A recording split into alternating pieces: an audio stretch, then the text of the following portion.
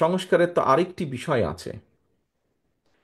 এই ২০ কোটি মানুষের দেশে আমাদের ভবিষ্যৎ প্রজন্ম আছে। আমরা যদি আমাদের ভবিষ্যৎ প্রজন্মের সঠিক শিক্ষা ব্যবস্থা যদি গড়ে তুলতে সক্ষম না হই, তাহলে কি করে আমাদের পক্ষে সম্ভব এই দেশকে সামনে এগিয়ে নিয়ে যাওয়া, কি করে সম্ভব একটি সমৃদ্ধশালী দেশকে গড়ে তোলা? অবশ্যই আমাদের এই বিষয়ে ডিবেট থাকা উচিত। অন্তত এই বিষয়ে আমাদের শুধু ডিবেট নয়, প্রত্যেকটি দলের পক্ষ থেকে একটি কর্ম পরিকল্পনা থাকা উচিত যে আমরা কি ধরনের শিক্ষা ব্যবস্থা। আমরা বলি অনেক সময়, বক্তব্যের মধ্যে বলি উৎপাদনমুখী শিক্ষা ব্যবস্থা।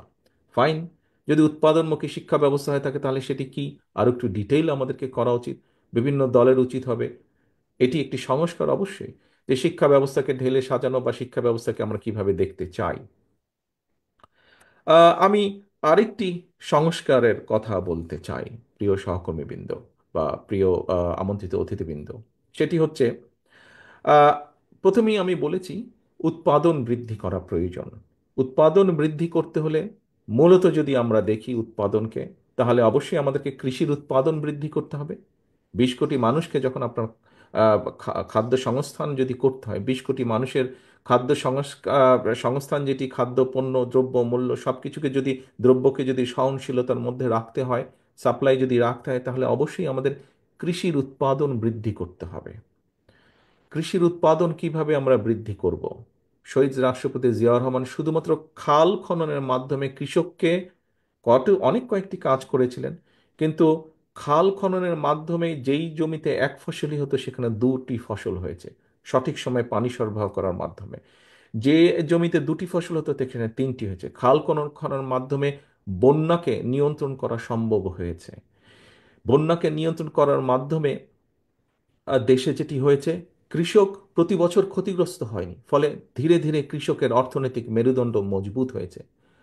আমন্ত্রিত অতিথিবৃন্দ, সম্মানিত অতিথিবৃন্দ, আপনাদের কি একবারও মনে হয় না যে যেই কথাটি মাত্র আমি বললাম, খাল খনন থেকে শুরু করে কৃষির কিভাবে উৎপাদন বৃদ্ধি করা যায়, এগুলিও সংস্কার? আমি তো মনে করি একজন রাজনৈতিক কর্মী হিসেবে এটি অনেক বড় একটি সংস্কার। একই সাথে যদি আমরা চিন্তা করি, একই সাথে যদি আমরা চিন্তা করি, বাংলাদেশের ঢাকা শহরের পাশেই আছে আরশোলি। আপনারা দেখেছেন এখানে কতগুলো ইন্ডাস্ট্রি আছে, এছাড়াও বিভিন্ন জায়গায় ইন্ডাস্ট্রি আছে। আমাদেরকে শিল্পের বিষয়ে বোধহয় চিন্তা করা উচিত। কিভাবে উদ্যোক্তাদেরকে আমরা একটা স্টেবল সিচুয়েশন দিতে পারি, যাতে উদ্যোক্তারা উদ্যোগ গ্রহণের মাধ্যমে এই দেশে শিল্প স্থাপন করতে পারেন, তাদেরকে নিরাপত্তা দেওয়া সম্ভব হয়। অবশ্যই এটি একটি সংস্কার। একই সাথে সেখানে যেই শ্রমিকরা কাজ করবেন, সেই শ্রমিকদেরও কিভাবে তাদের ন্যায্যতা নিশ্চিত করা যায়। আমি তো মনে করি একজন রাজনৈতিক কর্মী হিসেবে এটি অন্যতম একটি বড় সংস্কার। এই সংস্কারটিও আমাদের করা প্রয়োজন। এখানে অনেক সমস্যা আছে, কিন্তু এই বিষয়গুলোকে আমাদের অ্যাড্রেস করা প্রয়োজন।